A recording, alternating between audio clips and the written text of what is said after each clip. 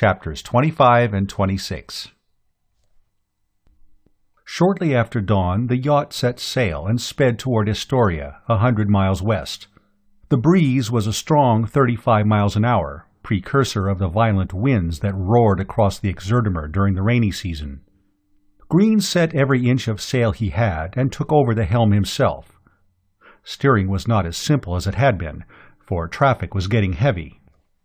In an hour he saw no less than 40 rollers, ranging in size from small merchants, not much larger than his own craft, to tremendous three-decker rollers of the line from far-off Batrim, convoying even larger merchant vessels, high-pooped and richly decorated. Then, as they came to within 50 miles of their destination, small pleasure yachts appeared in increasing numbers, and by the time they saw the white rocket-shaped towers that stretched from horizon to horizon, Green was sweating at the manner in which craft were shooting back and forth in front of him. Moran said, "The entire nation is surrounded by these white towers, and by many fortresses interspersed between them. Inside the great circle of towers, the Astorians have many rich farms on the plains. The city proper, however, is built on 3 roaming islands that were captured by their magic many centuries ago." Green raised his eyebrows at this information. "Indeed. And where is the vessel that brought the 2 demons down from the skies?" Moran looked blankly at the Earthman, though he knew well enough that he was keenly interested in the so-called demons. "Oh, it is located close to the palace of the king himself, but not in the hills. It landed on the plain." And the strangers will be burned during the festival of the Eye of the Sun?" "If they have lived, they will be." Green didn't like to think about their dying. If they had, then his problem was solved.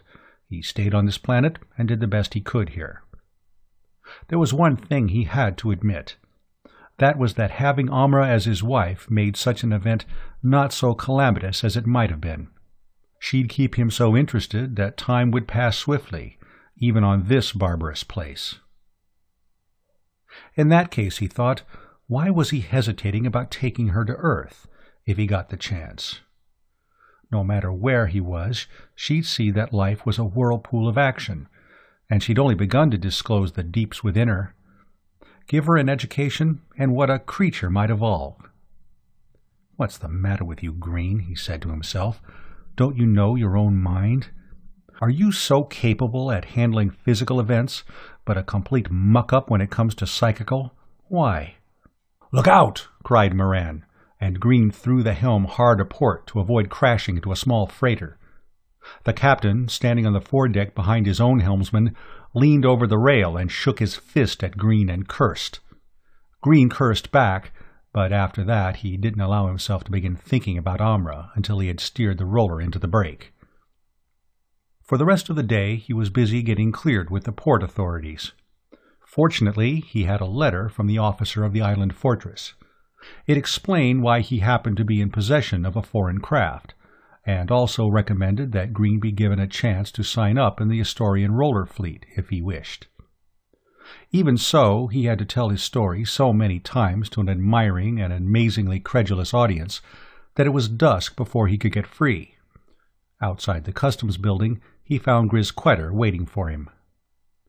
"Where's your mother?" he asked. "Oh, she knew you'd be tied up for a long time, so she went ahead and got a room at an inn. They're very hard to get during the festival, almost impossible. But you know Mother," said Grisquetter, winking. "She gets what she's after every time." "Yes, I'm afraid so. Well, where's this inn?" "It's clear across town, but it's within sight of the wall that's built around the demon skyship." "Wonderful. Rooms must be twice as difficult to get there as on the edge of town. How did Amra do it?" "She gave the innkeeper 3 times his asking price, which was high enough, and he found a pretext to quarrel with the man who had long ago reserved a room, threw him out, and gave it to us." "Ah? And where did she get this money?" "She sold a ruby to a jeweler who kept shop close to the break. He's sort of shady, I guess, and he didn't give Mother what the ruby was worth." "Now, where would she get a ruby, or any kind of jewel?" Grisquetter grinned crookedly, but delightedly. "Oh, I imagine that a certain fat, one-eyed merchant captain, who shall remain nameless, must have had 1 or 2 rubies within that bag he keeps inside his shirt."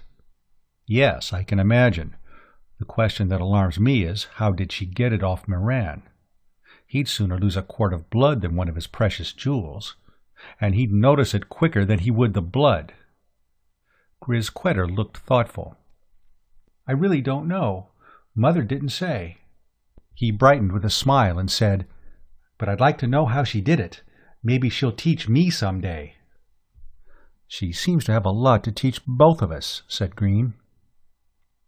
He sighed. "Well, I'm eternally indebted to her. No getting out of it. Let's call a rickshaw and see what kind of a place she has selected." Once both had settled in the high-backed chair of their vehicle, and the 2 men who pulled it had begun their slow trotting through the crowded streets, Green said, "Have you any idea where Moran is?" "Some. He was detained by the port officers, too, because he had to explain what had happened to his roller. Then he called a rickshaw and left in a big hurry. He had an officer with him, not a naval officer, a soldier from the palace, one of the king's own." Green felt a sinking sensation. "Already? Tell me, does he know where we are staying?" "Oh, no. When I saw him coming out of the customs house, I hid behind a bale of cotton. Mother had told me to stay out of his sight. She explained how treacherous he is, and how he hates you because he thinks you brought all his bad luck upon him." "That's only the half of it," Green replied. He was silent for a while, thinking, his gaze roving idly over the crowds. There were many foreigners in town, sailors from every nation that had a border on the Exerdimer, pilgrims who belonged to the far-flung cult of the fish goddess and had come here for the festival. The majority, however, were Astorians, fairly tall people, brown or red-haired, green or blue-eyed, with big noses, thick lips, and a slight epicanthic fold. They spoke a guttural, polysyllabic, semi-analytic language. They wore broad-rimmed hats shaped like open umbrellas, tight-necked shirts with long string ties, and pants that were skin-tight from crotch to knee, then ballooned out into many ruffles. Little bells tinkled on their ankles, and the women carried canes. All had a fish, a star, or a rocket-shaped tower tattooed on their cheeks. Along the narrow winding street were many little shops, flowering with a variety of articles. Green was intrigued by the magical charms being hawked everywhere. Many of these were little towers, replicas of the large ones that encircled the country. On Earth they could have passed for toy spaceships. He bought one. It was made of white painted wood and was about 7 inches long. The big flaring fins and landing struts were well reproduced, but there weren't any of the fine details they could have found in such a toy on Earth. There were no holes in the stern or nose for the drive exhaust, or any indications of doors or detector apparatus. He gave it to Grisquetter and leaned back to do some more thinking. The charm hadn't disappointed him because he had not expected any more from what he'd seen. If, in the beginning, those models had been furnished with every little detail, the passage of many thousands of years would have seemed blunted and reduced to their present state of fuzzy symbolic images. Time ate down to the skeleton of things. He wondered how the charm could have survived up to the present, because it surely must have been over 20,000 years ago that the prototype, the real spaceship, disappeared, and man sank back to savagery again. Then why had this lasted here, whereas it had not done so on other planets, Earth included? Abruptly he noticed that his rickshaw had stopped. A procession of priests, going to the palace of the king, where they will spend all night preaching to the demon, said one of the rickshaw boys. He yawned and stretched. I suppose that it will be a fine burning, since the priests have predicted that the sun will shine at high noon. They are safe doing that, as it has not failed to shine on festival day for 1,000 years. Green leaned forward, his hands gripping the sides of his chair, and said, "Demon? You met demons, didn't you? Weren't there 2 of them?" "Oh, yes, there were, but one died 2 days ago.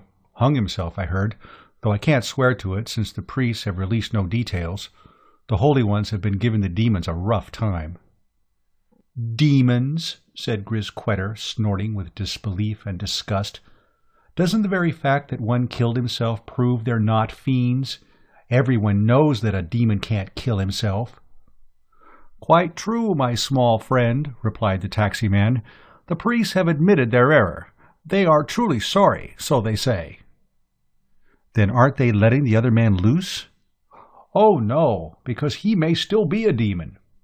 Tomorrow, at high noon, the prisoner goes under the sun's eye, and there meets the only death a demon may know. By fire he was born, by fire he shall perish. Chapter 20, verse 62.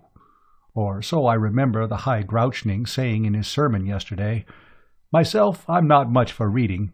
Too busy making a living, running my legs off, killing myself so my wife and kids may eat and have clothes on their backs." Green scarcely heard the garrulous rickshaw man, so shocked was he at the news. Had he been too late? What if the man who died was the pilot, and the other was unable to handle the ship? The rest of the ride he was sunk in such deep gloom he hardly saw any of the many sights that Grisquetter kept pointing out. But he did rouse when the boy said, "Look, Father, there's the king's palace, on top of the hill. Behind that is the ship of the demon. You can't see it from here, but you will tomorrow when you go to the burning." "Don't be so heartless," said Green, but he looked carefully at the great marble structure that rambled all over the hill. Somewhere below that, probably filled with dirt, undoubtedly forgotten, was just such an entrance as he'd found on the island of the cannibals. He'd also discovered a similar one upon the fortress of Shimdoog, the night before when he'd gone exploring and Moran had followed him. The palace, he thought, looked quite romantic and beautiful, enveloped in a dim red haze cast by the setting sun, which lay directly behind it. Perhaps it would look different in the harsh glare of day, when the dirt and garbage would be so apparent.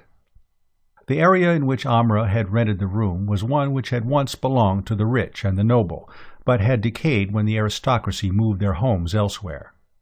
The inn before which the rickshaw boys stopped was a 3-story pile of granite blocks.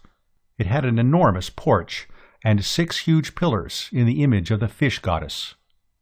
Green could not help admiring the building, even in its present state of decay, because he knew that it must have cost a fortune to build it. The granite would have had to be transported by roller across the Exerdimer, since there would be no stone in this neighborhood. He imagined that the landlord charged high rents, and that Amra must have paid a pretty price indeed if she'd given him 3 times the usual amount. One thing you could say for her, when she traveled, she did it in style. The caryatids of the fish goddess also interested him, and at another time he'd have examined them closely, by the light of the torches in the hands of the servants standing by them. The cult of the goddess indicated that the original historians must have migrated from the ocean side to the center of the vast and level plains. And here they must have built this imposing city, which was to become such a great focus of trade. Its central location made it a great clearinghouse for goods from every country bordering the Exerdimer. He wondered whether it was pure accident that they had brought with them the charms in the shapes of spaceships, and if they'd also accidentally discovered that towers modeled after the charms would stop the roaming islands. Whatever the answer, it lay buried in the prehistoric. "Hurry up," said Grisquetter, pulling on Green's hand. "Mother has a surprise for you, but don't tell her I told you." "That's nice," replied Green absently, his mind still upon the news of the Earthman's death. Hang it all, why must he always be kept in suspense, must always be improvising from moment to moment, always in the dark, never knowing what was coming next nor what he was going to have to do? Oh, for one day of peace and assurance. "Father!" What?" said Green, startled out of his reverie and stopping halfway up the steps to the porch. Suddenly something black and small launched itself at him and landed on his shoulder. "Lady Luck!" "Why are you shivering so?" "Better run, Dad," said Grisquetter. "There's Moran coming out of the door, and soldiers behind him." He ended with a wail. "Mother!" The sight of Amra, Inzax, and the children being marched out between the musketmen was enough for Green. He turned away and spoke softly but savagely. "Keep your backs to them. Don't look back. We're far enough away in the dark so they might not recognize us, especially in this crowd." A minute later he and the boy and the cat were looking around the corner of a large building. They saw the soldiers commandeer a rickshaw and put the prisoners in it. Then 4 of them walked behind the vehicle as it was pulled away. They'll be put in the Tower of the Grass Cat," said the boy, shaking with fury. "Oh, that devil Moran, that fat old devil! He's the one who's accused Mother of witchcraft. I know! "He didn't accuse her," said Green, "but me. She's guilty through association with me. Well, at least we'll know where they are for a while." "There go Moran and the soldiers back into the hotel." "Waiting for us," said Green. "They'd have a long wait. Well, let's go. First things first. We'll buy a ticket, see the ship. I have to know where it's located, what type it is, etc. Luckily, I've enough money on me to do that. But we'll be broke then. You have any?" 10 XR. "Well, that's not much, but it's enough to pay for a rickshaw ride to the windbreak." At the box office, Green bought 2 tickets, then walked up the steep flight of steps with Grisquetter. At the top he found himself in a large group, standing on a platform beneath a wooden roof. This was for the curious who wanted to get a preview of the demon's vessel. Tomorrow the gates would be open to admit a vast crowd, who would sit on the hard wooden seats of the amphitheater that had been built fairly close to the ship. The ship itself was an Earth naval vessel, a 2-man scout. It pointed its needle nose upward, resting upon 8 jet struts, gleaming in the moonlight. Its naval insignia, a green globe crossed with a rocket and olive branch, was a smudge in the shadows. Nevertheless, he could make it out. He felt his breast swell, and he choked with homesickness. So near yet so far," he murmured. "Even if I get to you, then what? What if the poor devil of a survivor turns out to be a navigator? Still, he ought to know enough to get her off the ground and into space. And from there on, with interstellar drive, we ought to be able to get home, somehow." He sounded plaintive even to himself, for he knew how vast space was and how complicated astromathematics was. And of course there was no guarantee that the Earthman would even be a navigator. He might just be an officer, or perhaps a civilian official who was being ferried in on one of the swifter small ships. Then there was the awful possibility that the vessel might have landed here because there was something wrong with it, and that it could not rise again even if it had a full crew. In fact, that was the most logical explanation. He sighed and turned to the boy. "This may be for nothing, but we can't just sit down and watch. Let's take off for the windbreak." "What are we going to do there?" asked Grisquetter as they walked down the steps. "Well, we're not going back to the yacht," Green answered. "Soldiers will be waiting there to arrest us. No, we'll go to the other side of the break. Stealing another roller isn't going to get us in any more trouble than we're already in." The boy's eyes widened. "What are we doing that for?" "We must return to the island fortress of Shimdug." "What? Why? That's 100 miles away." "Yes, I know. And we won't be able to make the speed going back that we did coming. We'll have to do quite a bit of tacking to sail against the wind, and that'll eat up our time. But there's nothing else to do." "If you say so, Father, I believe you. But what is there on Shimdug?" "Not on. In." Grisquetter was a bright lad. He was silent for a minute, so silent Green could imagine he heard the wheels turning within his head. Then he said, "There must be a cave on Shimdug, like the one on the Cannibals' Island. And you must have gone into it that night we stayed in the break. I remember waking up and hearing you, and Mother saying something about your being gone and about Miranda following you." Grisquetter paused, then said, "If there is a cave entrance there, why haven't other people gone into it?" "Because it has been declared taboo, off limits by the priests of Astoria. It was done so long ago that I imagine that the priests themselves have forgotten why they forbade its access to men. But it's not hard to reconstruct the historical causes. Once, I suppose, the island was populated by cannibals. At the time the historians captured the island, they exterminated the Aborigines. They found the cave mouth was a holy place for the savages. So, thinking that it held demons, and it does in a way, they built a wall around it and set up a statue of the fish goddess, facing inward and holding in her hand a symbol to restrain the imprisoned fiends from breaking loose. That symbol, of course, is the same charm that is sold on the streets of Astoria, that circumscribes the country and the island of Shimdug. It is the same as the spaceship that landed near the king's palace. Green hailed a rickshaw and continued his account while they rode through the still crowded streets.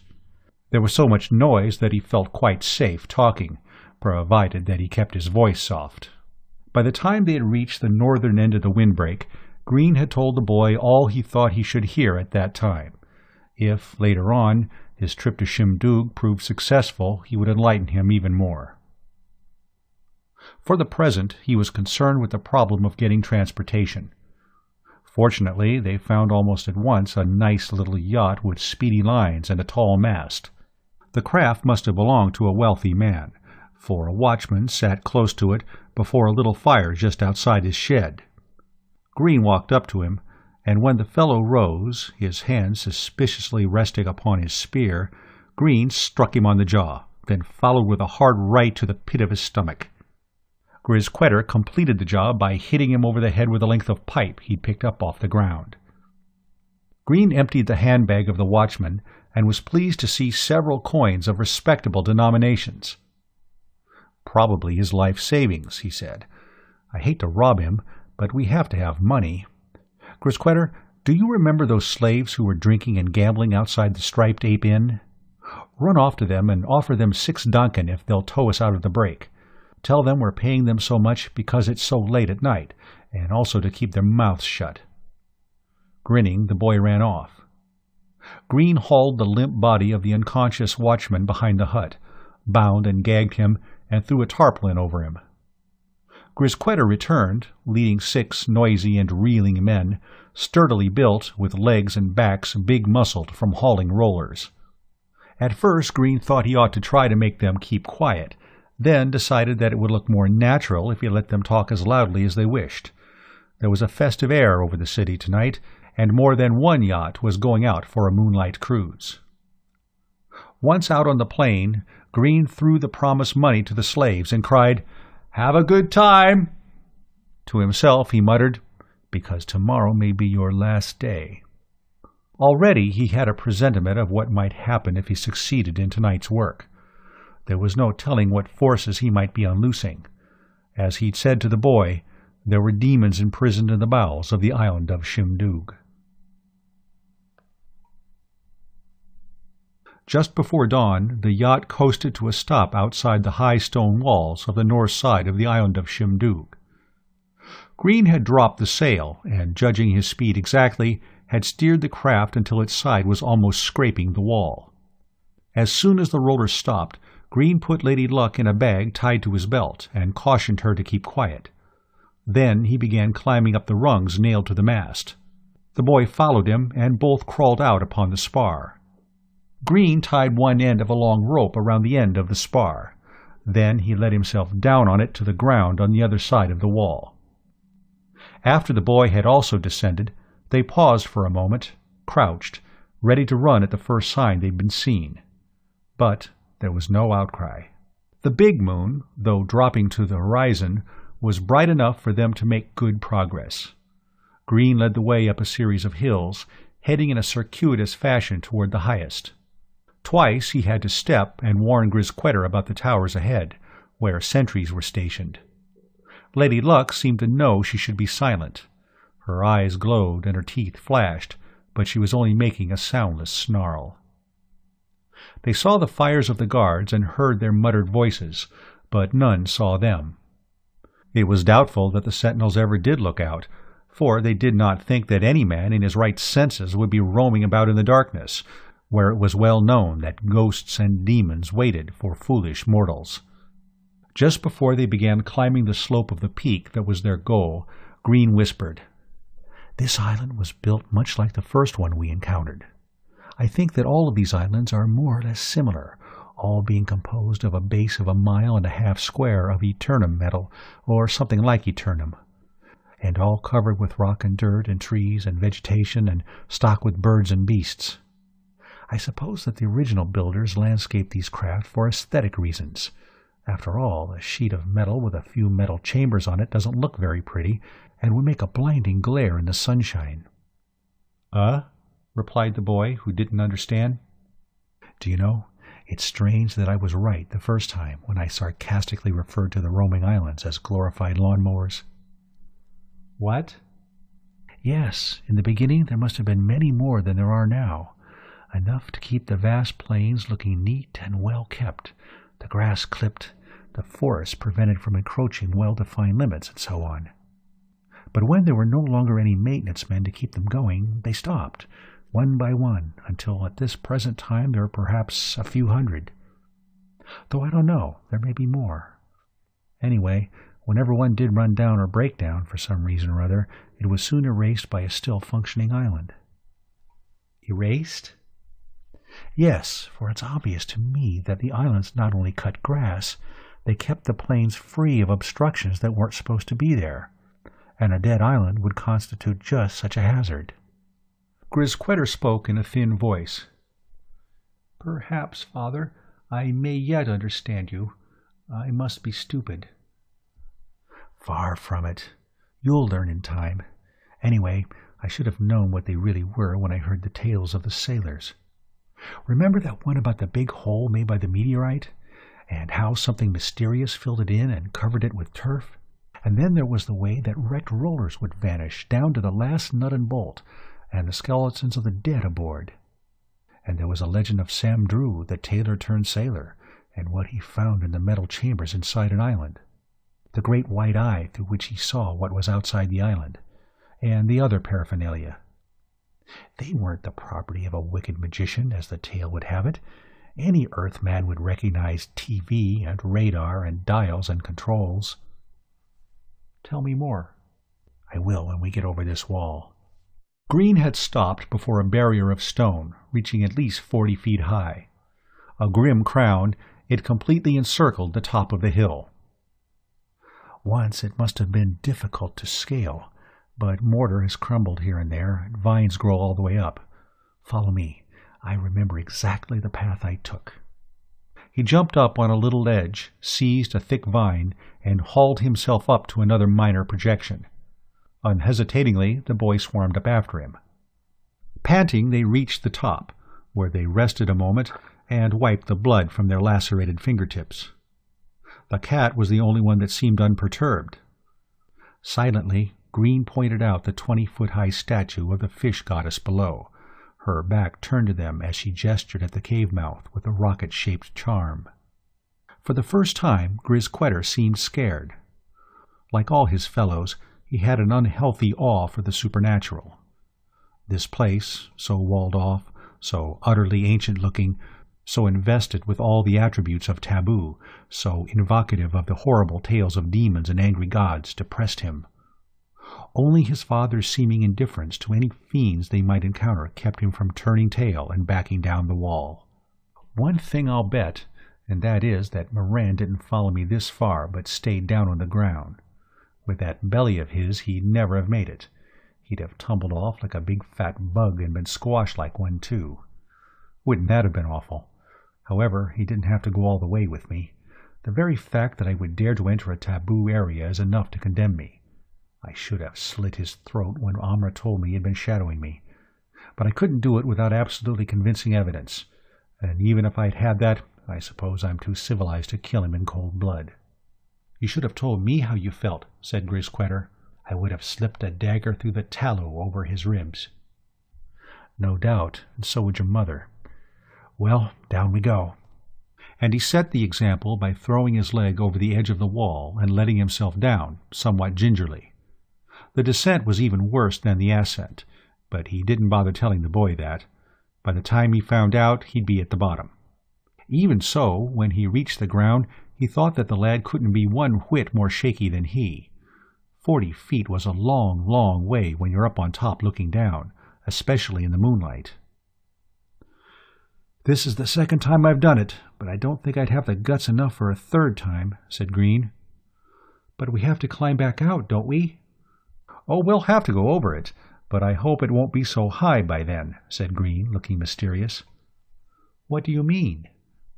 "Well, I hope these stones will all be tumbled to the ground. In fact, it's a necessity, if we're to do what I expect to do." He took the bewildered boy by the hand and led him past the cold and silent statue and into the cave's entrance. "We could use a light," he said, "but a torch would have been too awkward to carry up that wall, and we can grope our way to the rooms that are lighted." Wonder why the passageway wasn't lighted too, he thought. Or had this cave been added by the savages who used to live on the island, so that the sanctum sanctorum would have been approached through darkness? Perhaps it was, the primitives having constructed such a chamber so that the initiate into the religion could go through darkness both literal and symbolical and come into a light that also embraced both worlds. He didn't and couldn't know. He could only guess. "But I can take advantage of what I do have on hand," he said to himself, gritting his teeth with determination. The dust beneath his feet gave way to clean metal. They rounded a corner and found themselves in a chamber much like the one upon their first island, except that this had furniture. A skeleton lay in the middle of the floor, face down. The back of the skull exhibited a great hole. "He may have been here for 1,000 years or more," said Green. "I'd like to know his history, but I never will." "Do you think the goddess killed him?" "No, nor demons either. It was the hand of man that struck him down, my boy. If it's violent death you're trying to explain, don't drag in the supernatural. There's enough murder in the hearts of humankind to take care of every case." In the third room, Green said, "There's no wall of dust to stop us.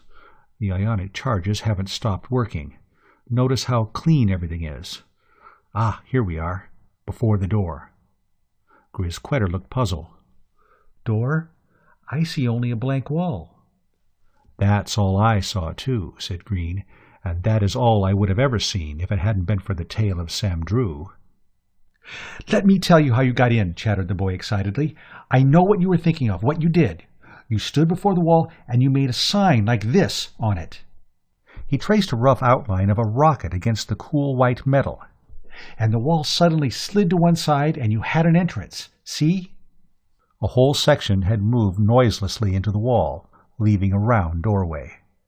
"Yes, I remembered the story of Sam Drew, and though it was ridiculous to think that it would work, I did what the sailor did. Remember that the cannibals were after him, and he ran into the cave and came to just a blank wall. And he, wishing to protect himself against the evil spirits that he was sure lived in the cave, traced the sign that is supposed to prevent them from touching a man. And the door slid open, and he plunged on into the chambers of the wicked magician, the savages howling frustratingly after him. And," continued Green, "I did just what he did, and the sign proved to be an open O Sesame for me." "A what?" "Never mind. The point is that the ancient maintenance men must have used just such a gesture to open the door, or else used it in conjunction with other means. And if they did, then they must have also been repair technicians for the ships that landed here. Perhaps the sign of the rocket was a secret symbol for their guild. I don't know, but it sounds reasonable." Ignoring the boy's flood of questions, he walked into a great room. It was more bare than he'd expected when he had found it the first time. It contained 4 machines, or their fuel supplies, all concealed in 4 large square metal containers. In the center of the room was a chair and an instrument panel. The panel contained 6 TV windows, several oscilloscopes, and dials whose purpose he didn't know. But the controls attached to the arms of the chair seemed simple enough. "The only trouble," he said, "is that I don't know where the activating switch is. I tried to find it the other night and I couldn't. But it must be so obvious that I'll feel like a fool when I do locate it." Vainly he pulled at the little levers set in the arms. My failure to activate this was the main reason I returned to the yacht and sailed on to Astoria. Of course, I had to go and find out just what the situation was and get a good idea of my plan of campaign. Perhaps if I'd stayed here and taken a chance on going into the city blind, we'd have been better off. At least your mother wouldn't now be in prison, and we wouldn't have the additional worry of rescuing her." He rose from the chair and began pacing back and forth. How ironic if I'd come this far and could get no farther. But then, what else could I expect? It's up to me to solve this, and I'm not infallible, omniscient. It should be functioning as of now. I know that the ring of rocket ships has got it paralyzed, so it can't act. Nevertheless, unless it's blown a fuse, gone neurotic from frustration, or just worn out, there should be some indication that it is still in operation. "What do you mean?" said Grisquetter. "How can the island be paralyzed?" Green stopped pacing to gesture at the radar scopes. "See those? Well, there should be some funny lines squiggling across it, or little dots moving, or arcs sweeping across it.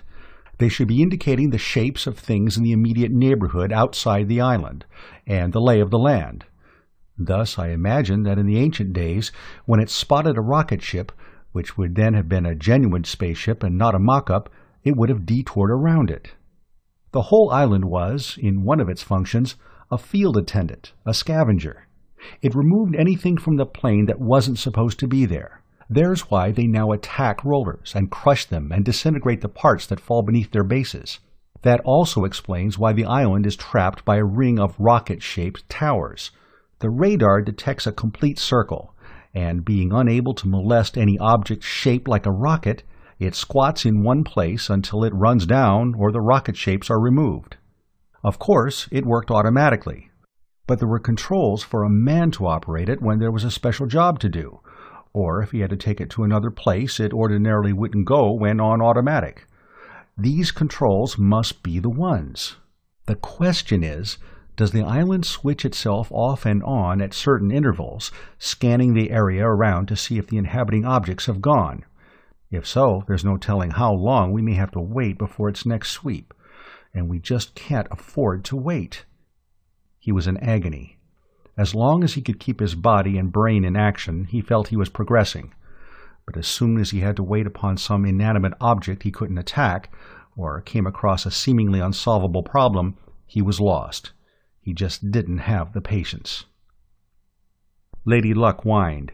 She was tired of being imprisoned in the bag at Green's waist, and felt that she had been a good girl long enough. Absently, he lifted her out and put her on the table. She stretched, yawned, licked her lips, and then padded across the table. Her tail switched back and forth, and its tip brushed the surface of the centrally located TV screen. Immediately, a metal ball on the panel glowed red and a sharp whistle sounded. 2 seconds later, light sprang into being in all of the viewers. Chapter 27. "Oh, you beauty, you doll, you lovely Lady Luck! Whatever would I do without you?" shouted Green. He started forward to caress the cat, but, alarmed, she jumped from the table and sped across the room. Come back! Come back!" he called. "I wouldn't hurt a single one of your lovely black hairs. I'll feed you on beer and fish the rest of your life, and you'll never have to put in a day's work." "What's the matter?" said Grisquetter. Green hugged him, then sat down in the chair. "Nothing, except that wonderful cat showed me how to activate the equipment. You do so by brushing your hand across this screen. See, I'll bet you do the same when you want to deactivate it." He touched the screen. The whistle sounded again, the metal ball ceased glowing, and the screens went dead. Again he touched it, and life came back. Nothing to it, but chances are I'd never have found out how simple it was. He began sobering up. Down to work. Let's see. The 6 TV windows showed them the north, east, south, west, above and below. As the island was resting upon solid dirt, there was, of course, nothing to see beneath. "We'll remedy that, but first I think we better see if these screens give expanding and contracting views." He fiddled around with the levers. When he depressed the second one, the room jumped. Hastily replacing it in neutral, Green said, "Well, we know what that one does. I'll bet the people outside think they had a slight earthquake. They've seen nothing yet. Here, I think, is the one I want." He twisted a knob on the right-hand arm. All the TVs began narrowing their field of vision.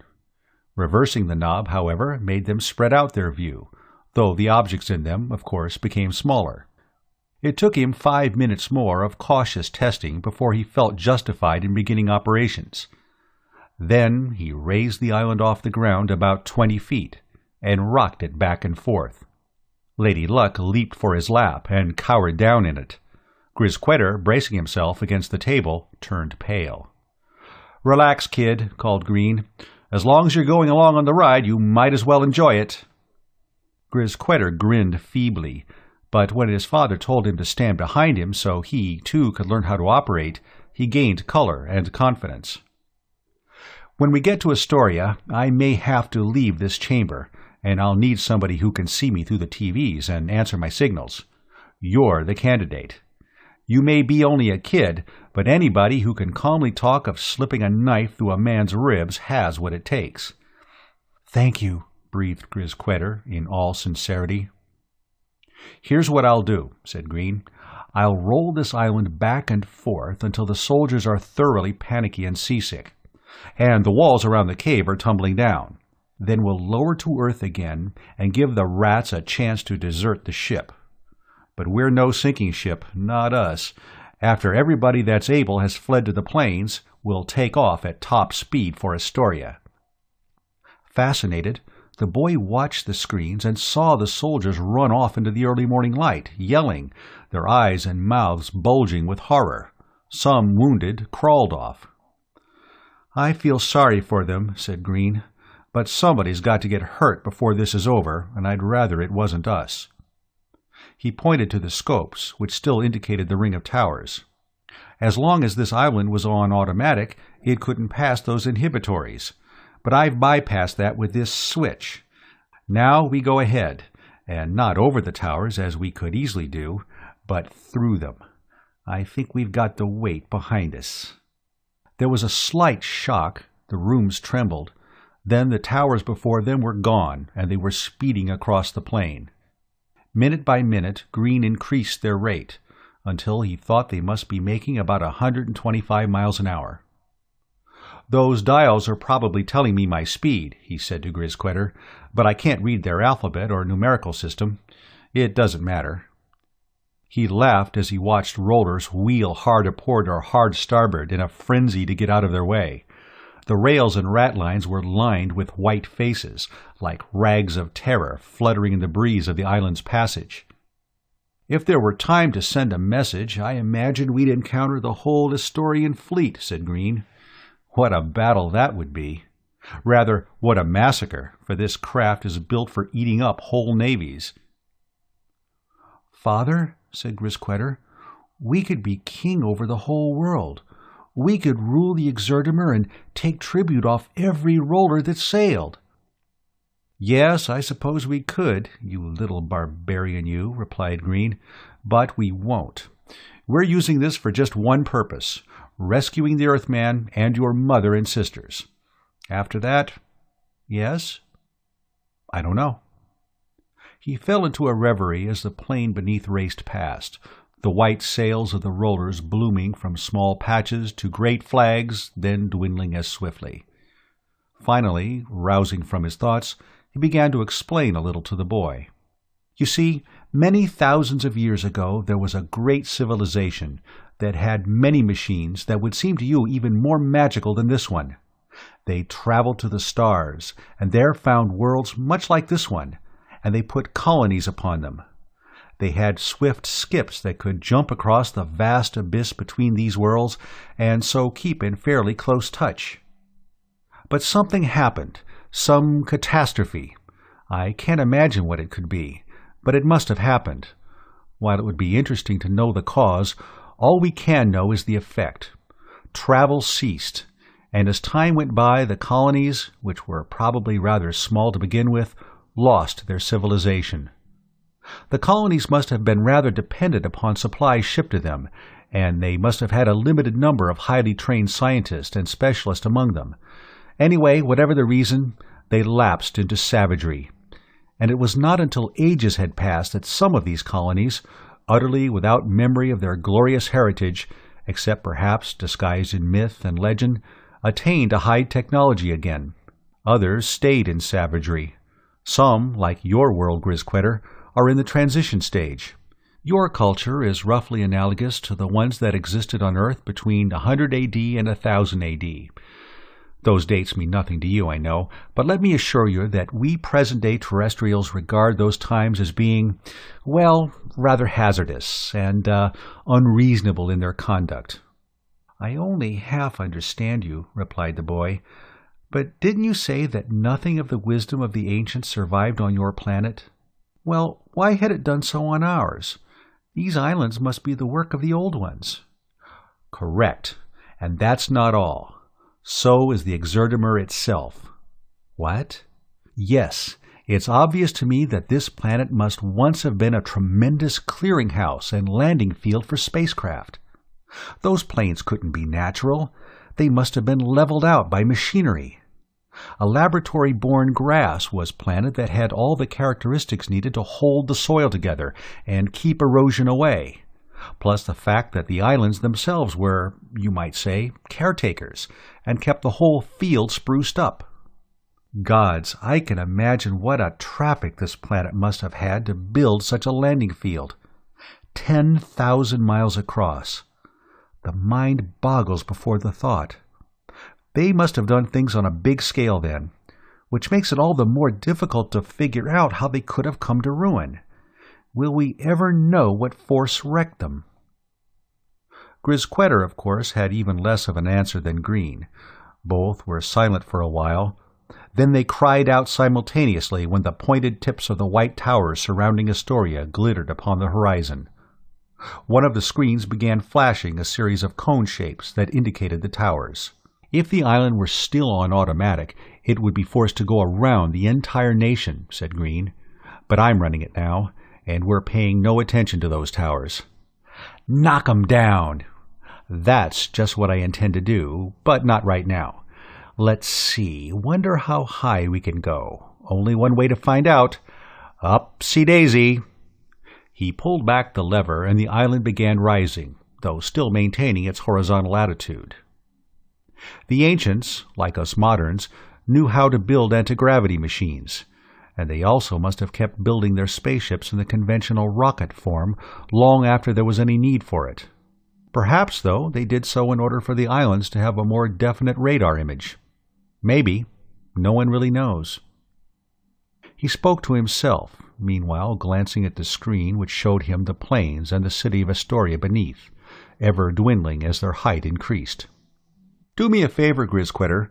Run out to the cave's mouth and tell me if those walls have fallen over. And on your way back, close the door to this room. It's going to get colder very quickly, and the air will be thin. But I imagine that this room is equipped with automatic heat and oxygen. If it isn't, I want to find out now. The boy began running back.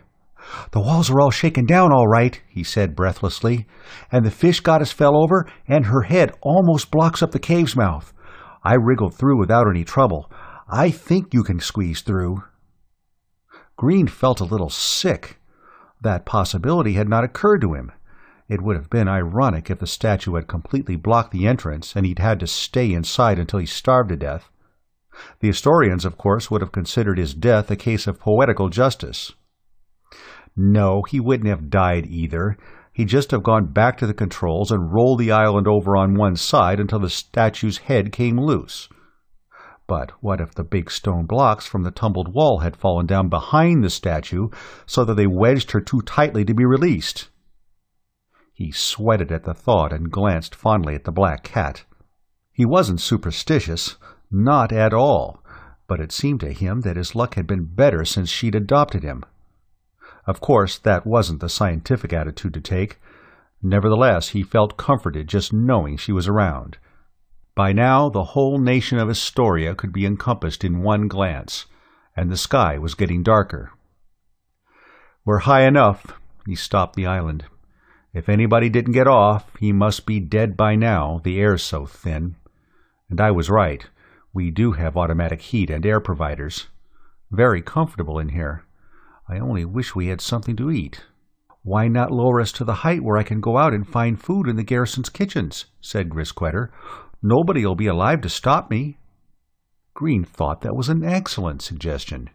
He was very hungry, for he always had to eat for two, himself and the vigilante. If the symbiote within his body provided him with more than normal strength and powers, it also demanded fuel on which to operate. And, deprived of food, it would survive by living on Green's tissue. A vigilante wasn't all advantage. It had its dangers. He lowered the island to about 2,000 feet, set the controls on neutral, then decided that it would be safe to go out with the boy. Just as he got to the door, however, he began feeling uneasy and wondering what he would do if somehow the door closed and he couldn't get it open again. That would be a fine situation, to be stuck 2,000 feet in the air and no parachute. Perhaps he was silly, absurdly apprehensive, but he wasn't going to take any more chances. Grinning sheepishly, he told the boy to go on by himself. He'd decided to study the controls more closely and think out his strategy in finer detail. When Grisquetter returned with a basket loaded with food and wine, Green swore at himself for his moment's weakness, then forgot it. After all, discretion was the better part and all that, and he was only playing it smart. Greedily he devoured the food and drank half a bottle of wine, knowing the vigilante would use alcohol before food, and that little of it would remain in his bloodstream before being consumed. Between bites, he told Grisquetter what he planned. "We'll descend as soon as we're finished eating. I'll write a note, and you'll drop it over the side upon the steps of the palace. The note will inform the king he'd better release his prisoners unharmed just outside the windbreak. There we may easily pick them up and then take off like the proverbial big bird. If he refuses, we will proceed to lower the island upon the temple of the fish goddess, crushing it and her jewel-encrusted golden idol. If he still isn't convinced, then we'll smash the palace, not to mention toppling over the entire ring of towers around the country. Of course, before we drop the note, we'll knock over a few anyway, just to show him we're not bluffing." Grisquetter's eyes shone. "Can the island crush a big building?" "Yes, though I think there's a possibility we could as easily disintegrate it. I've wondered how the island cut the grass, and can only conclude that it must use a device similar to one we have on Earth. It cuts through objects by breaking up their atomic structure with a beam that is only a molecule thick. When on grass-cutting duty, the island must emit such a beam, and only beneath its base. Of course, it must have other machines, too, for cleaning up wreckage and debris and other stuff that its memory banks tell it has no business being on the field, but I don't know how to operate these." Grisquetter looked reproachfully at Green. "Well, I don't know everything. I'm not Superman, am I?"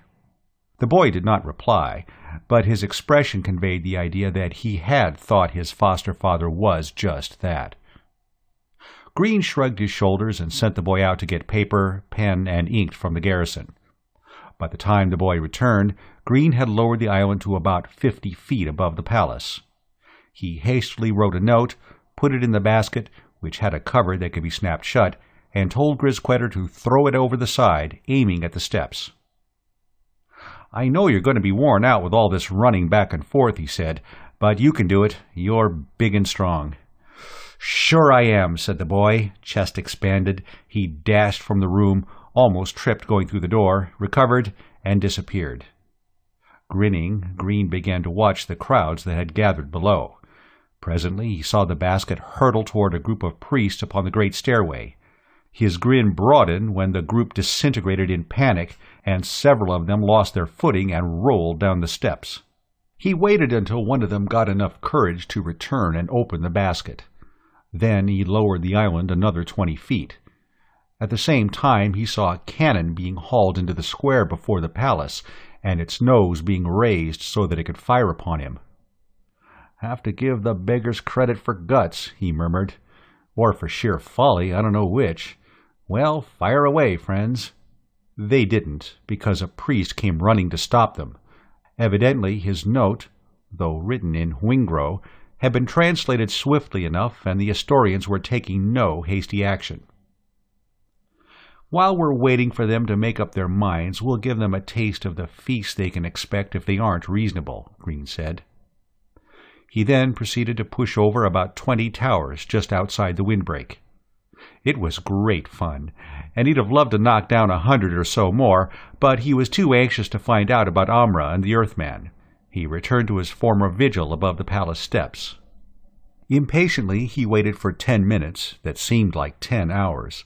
Finally, when he could bear it no longer, he growled, "I'm going to squat on the roof of the temple and make them hurry up. Do they think this is a diplomatic conference or something, that they can dilly-dally about like this?" "No, Father," said Grisquetter. "There they come. Mother and Paxi, and soon an Inzax. And a strange man. He must be the demon." "Demon your horned hoof," snorted Green. "That man's as human as I am. And the poor fellow must have gone through hell. Even from this height I can see he looks bad. Look how he has to be supported between two soldiers." Amra and the others, he was happy to note, seemed to be unharmed. Nevertheless, he was anxious about them during their ride through the city streets and out to the windbreak.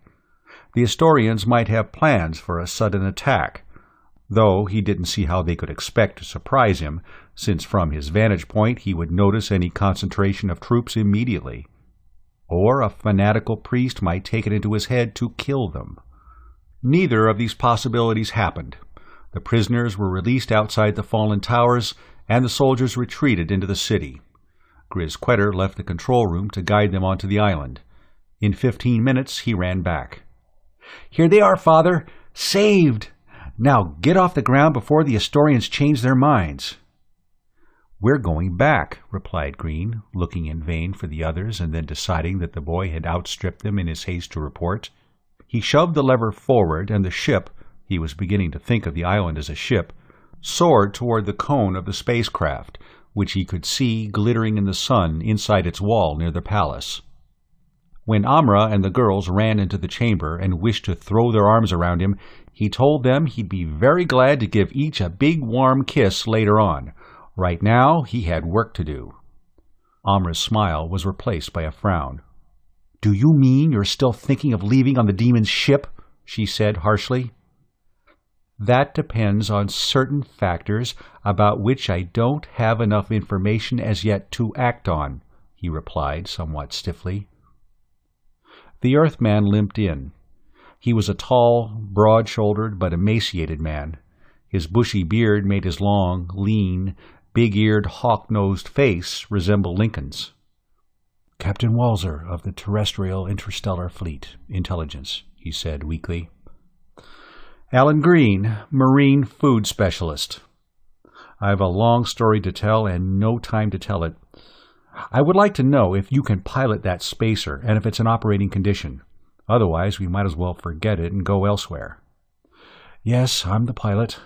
Hassan was the navigator and communications officer. Poor devil. He died in agony. Those beasts. I know how you feel, but we've got no time to go into that. Is the ship ready to take off?"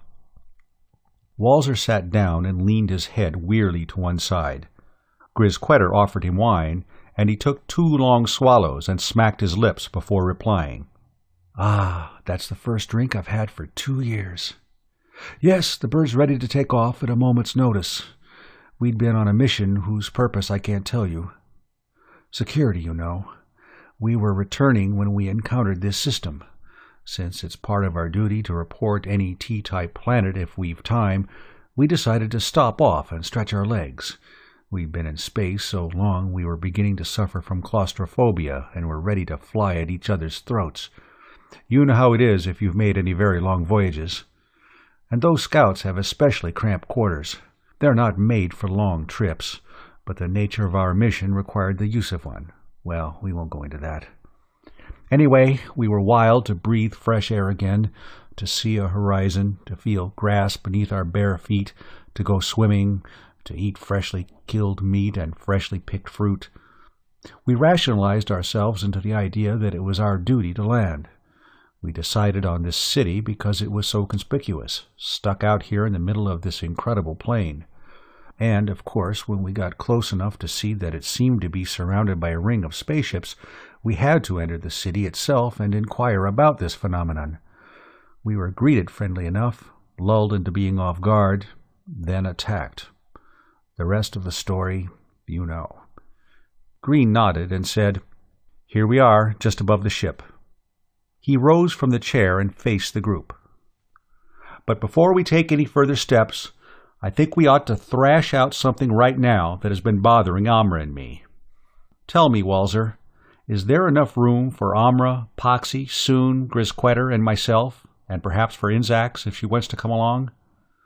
Walzer's eyes widened. "No, man, absolutely not. There's barely space for you, let alone anybody else." Green held out his hands to Amra. "You see, I was afraid of this all the time. I'll have to go without you." He paused, swallowed, then said, "But I'll return. I swear I will. I'll get the Interstellar Archaeology Bureau interested in this planet. When I tell them of the Exerdimer, of the rocket-shaped towers, of the islands with their anti-gravity machines, they'll not hesitate a moment in organizing an expedition. The chance of solving the mystery of how man spread all over the galaxy in prehistoric times will be too strong for them. And I'll come back with them. I'll make this planet my life work. I have a PhD in ichthyology, and I can get accredited as a scientific member of the expedition. There's no doubt about it." Amra fell into his arms, weeping, crying that she'd known all the time that he couldn't leave her. Then, in the next breath, she was swearing that he was just promising to return so he would avoid a scene. "I know men well, Ellen Green, and I know you especially. You won't come back." "Yes, I will. I swear it. If you know men so well, you ought to know that no man who is worthy of being called a man could even think of leaving a woman like you." She smiled through her tears and said, "That's what I wanted to hear you say. But, oh, Alan, it'll be so long. Won't it take at least 2 years? "Yes, at least. But it can't be helped. I'll worry about you when I'm gone. Or I would if I didn't know how capable you were." "I can learn how to run this island," she said, half sobbing, half smiling. "By the time you get back, I'll probably be queen of the Exerdimer. I could contact the Vings, and together we could have the whole plane and every city along its border under our thumbs. And—" He laughed and said, "That was what I was afraid of." Turning to Walzer, he said, "Look, you're too weak to consider another long trip immediately. Why don't you just follow this island in your ship until we get to a safe distance from here, say about 1,000 miles due north? We'll live on the island until you get your strength back and get over your claustrophobia. I imagine it wasn't helped any by being cooped up in that dungeon. When you're ready, we'll take off. In the meantime, I can be showing Amra and Grisquetter just what can be done with the island. She can live on it while I'm gone. We'll trap wildlife to replace the animals that were strangled when I went up too high for them to breathe. She can shuttle back and forth over the Exerdimer, or over the whole planet if she wishes. And she will, I hope, stay out of mischief until I get back." "That's fine," said Walzer. "I'll get in the ship and follow you." 3 weeks later, the 2 Earthmen boarded the Scout and closed the port behind them, the port that would not open again until they were on Earth, some 4 months subjective time away. They sat down in the control cabin, and Walzer began pushing buttons and throwing switches. Green wiped the sweat from his brow, the tears from his eyes, and said, "Phew!" "A fine woman," said Walzer sympathetically. "A rare beauty. She has a tremendous impact upon one." "Something like crashing into a planet head-on," said Green. "She has the faculty of wringing out every last bit of energy left in the particular emotion she happens to be feeling at the moment. A great actress who believes in her roles." "Her children are fine children, too," Walzer added, slowly, and as if he were about to say something that might hurt Green's feelings but was anxious not to do so. "You will be glad to see them again, of course?" Of course. After all, Paxie's my daughter. I'd love the others if they were also mine. Ah, breathed Walzer. Then you are going back to her.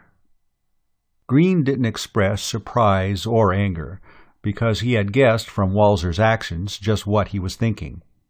You can't imagine my wanting to live on that barbaric planet with that woman, can you? He said evenly. That, after all, there are serious gaps in our ways of thinking, in our behavior, in our education. Isn't that what you meant by your statement? Walzer glanced out of the corners of his eyes at Green, then replied warily, Well, yes, but you know what you want far better than I do. He paused, then added, I must say, I admire your courage. Green shrugged. After all I've been through, I'm not afraid to take one more chance.